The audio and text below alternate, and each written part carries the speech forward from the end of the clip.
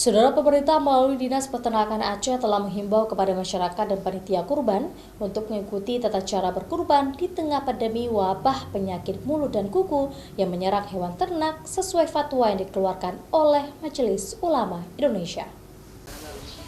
Menurut Dr. Hewan Ruhati, Kabid Kesehatan Hewan dan Veteriner Dinas Peternakan Aceh, penyembelihan hewan kurban di tengah wabah PMK saat ini, masyarakat mempedomani fatwa yang telah dikeluarkan oleh Majelis Ulama Indonesia. Fatwa tersebut diantaranya berisi hukum berkurban dengan hewan yang terkena PMK, diantaranya hewan yang ternak yang terkena PMK dengan gejala klinis lepuh ringan, lesu dan tidak nafsu makan, serta keluar air liur berlebihan dari biasanya, sah dijadikan hewan kurban.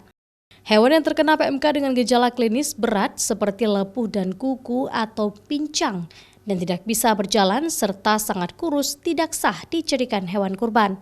Sementara hewan ternak yang terkena PMK dengan gejala klinis berat dan sembuh dari PMK di waktu yang diperbolehkan berkurban, yaitu 10 hingga 13 Zulhijjah sah dijadikan hewan kurban.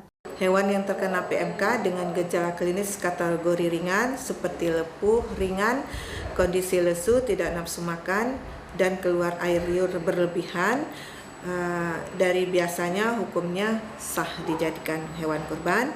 Yang kedua, hewan yang terkena PMK dengan gejala klinis kategori berat seperti lepuh pada kuku atau menyebabkan pincang, tidak bisa berjalan, serta menyebabkan sangat kurus, itu tidak sah dijadikan hewan kurban.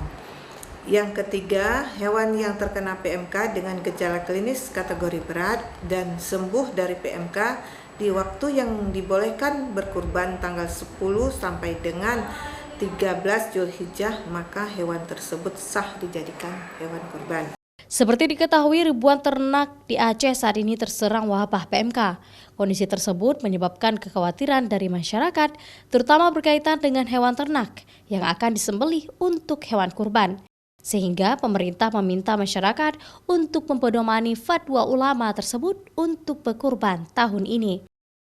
Mustajab, Kompas TV, Banda Aceh.